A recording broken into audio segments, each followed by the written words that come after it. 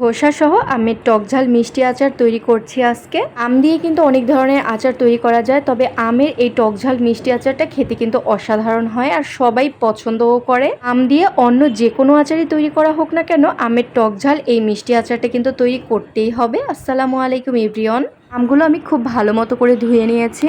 খোসা সহ আমের টকঝাল মিষ্টি আচার তৈরি করার জন্য আমি 1 কেজি পরিমাণে আম নিয়েছি। আপনারা চাইলে আরও বাড়িয়ে নিতে পারেন। আমি যেহেতু আমের আরও অন্যান্য আচার তৈরি করব, তাই আমি 1 কেজি পরিমাণ দিয়ে এই খোসা সহ আমের আচার তৈরি করছি। হলুদ, সরিষা, কাঁচামরিচ আর রসুন দিয়ে একসাথে বেটে নেব।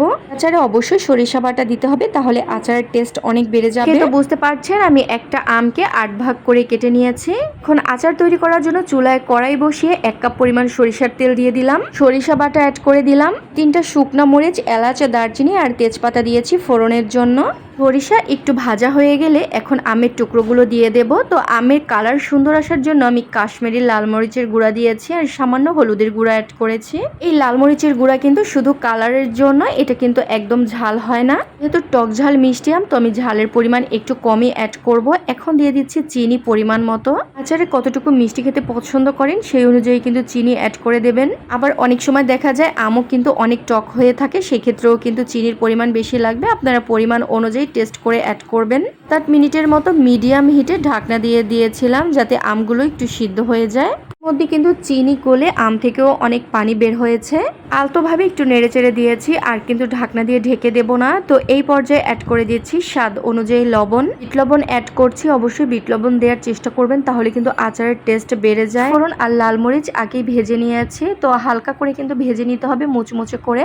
তো 1/2 টেবিল চামচ 5 ফোড়নের গুঁড়া আর 1/2 টেবিল চামচ চিলি ফ্লেক্স অ্যাড করে দিলাম। এখন আবার নেড়েচেড়ে খুব ভালো মতো করে মিশিয়ে নিচ্ছি। আপনারা যদি সারা বছর সংরক্ষণ করার জন্য এই আচারটা অনেক বেশি করে তৈরি করেন, তাহলে কিন্তু এই পর্যায়ে সিরকা বা ভিনেগার অ্যাড করে দিবেন। আমি যেহেতু অল্প পরিমাণে তৈরি করেছি আর এগুলো এতটাই মজা হয়েছে, খুব তাড়াতাড়ি শেষ হয়ে যাবে, তাই আর সিরকা অ্যাড করে নিই। মিষ্টি চেক করে আমি আবারও একটু চিনি অ্যাড করে দিয়েছি, আবার নেড়েচেড়ে মিশিয়ে নিচ্ছি। আমের খোসা সহ এই টকঝাল মিষ্টি আচারটা এতটা মজার হয় যে চাইলেও কিন্তু সারা বছর সংরক্ষণ করা যায় না। ছোট বড় সবাই এই আচারটি খেতে অনেক বেশি পছন্দ করে। খিচুড়ি, পোলাও, বিরিয়ানি, সাদা ভাত বা এমনিও এই আচারটা খেতে অসম্ভব মজা হয়।